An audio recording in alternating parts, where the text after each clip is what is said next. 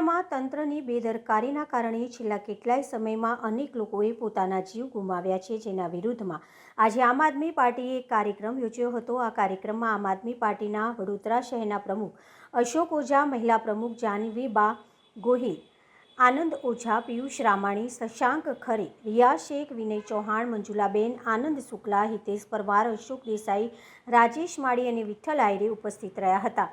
આ કાર્યક્રમમાં આમ આદમી પાર્ટીના નેતા અશોક ઓઝાએ જણાવ્યું હતું કે વડોદરાના પૂર્વ મ્યુનિસિપલ કમિશનર દિલીપ રાણાની બદલી ગાંધીનગરમાં થતાં વડોદરા શહેરના 15 જેટલા કોર્પોરેટરો ગાંધીનગર જઈને દિલીપ રાણાની શુભેચ્છાઓ આપવી આવે છે, પરંતુ તંત્રની અને ખાસ કરીને વડોદરા મ્યુનિસિપલ કોર્પોરેશનની બેદરકારીના કારણે વડોદરામાં અવારનવાર જે લોકો પોતાનો જીવ ગુમાવી રહ્યા છે તે લોકોના પરિવારને મળવા માટે કે આશ્વાસન આપવા માટે આ કોઈ પણ કોર્પોરેટર પાસે સમય નથી।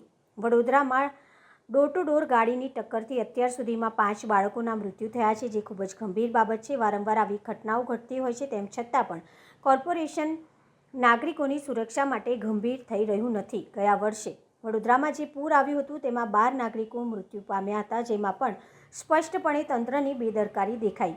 આ સિવાય કમાટીબાગમાં જોય ટ્રેનની ટક્કરથી એક બાળકનું મૃત્યુ થયું, તો આમાં પણ જવાબદાર પણ તંત્રની જ છે।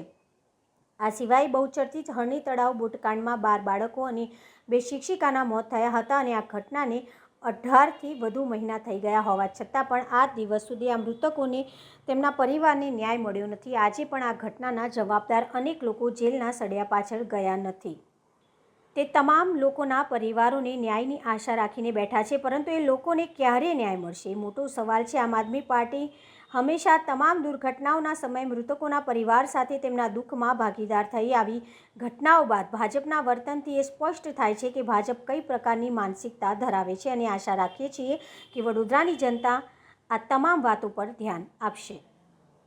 આજે આમ આદમી પાર્ટીના તમામ કાર્યકરો અને પદાધિકારીઓ અહીંયા મેયરની ઓફિસે એક ન્યાય માંગવા આવ્યા છે કે જ્યારથી આ સીટ પર અમારા મેયર સાહેબ આવ્યા છે, બરોડાને એક પનોતી લાગી ગઈ। પહેલાં ડોર ટુ ડોર 4 બાળકોના મોત, ગયા વર્ષે પૂર આવવાથી 12 લોકોના મોત, હમણાં 2 દિવસ પહેલાં સરદાર એસ્ટેટ રોડનું કામ ચાલતું હોવાથી ખાડામાં રિક્ષા પલટીને જતાં એકનું મોત, ગઈકાલે વૃંદાવન ચોકડી બ્રિજનું કામ ચાલતા 4 રસ્તા પર ડમ્પર પસાર થતાં એક વ્યક્તિનું મોત, બોટકાંડમાં 14 લોકોનું મોત। જ્યારથી મેયર પોતાની સીટ સંભાળી છે ત્યારથી મોત અને મોત જ દેખાઈ રહ્યું છે।